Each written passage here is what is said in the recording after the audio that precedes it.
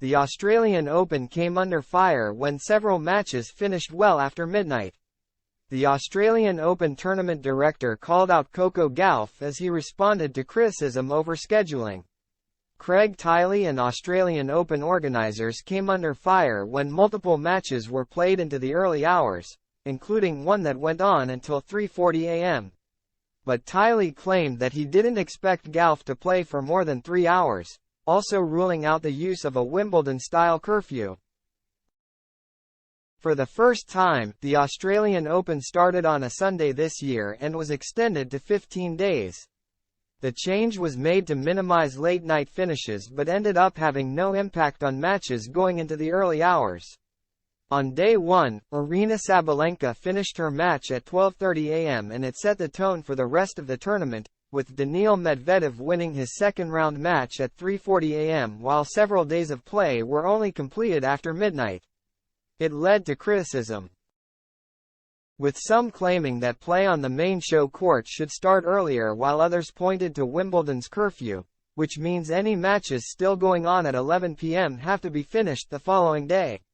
But Australian Open boss Tiley will refuse to bring in such measures, instead calling out Gauff and the umpires. "We can't start before 7 p.m. because of the news in Australia, so you rule that out," he told ABC. "And one thing that we can never do is predict the length of a match."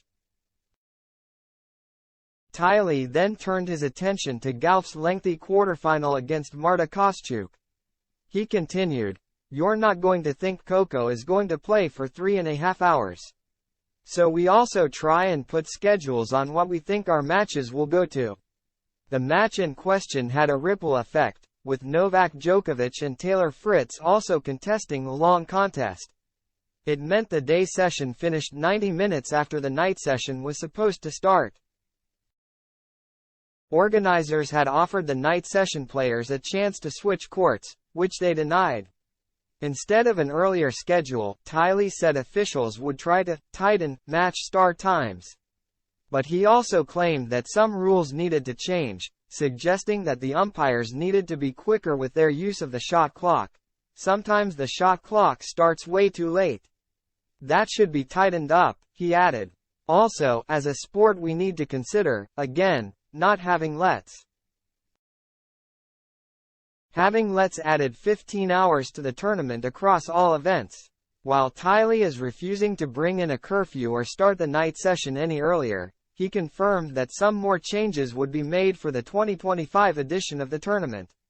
"So there will be tweaks next year, but you're still going to get that one-off crazy situation where a match finishes at 3 in the morning," he concluded.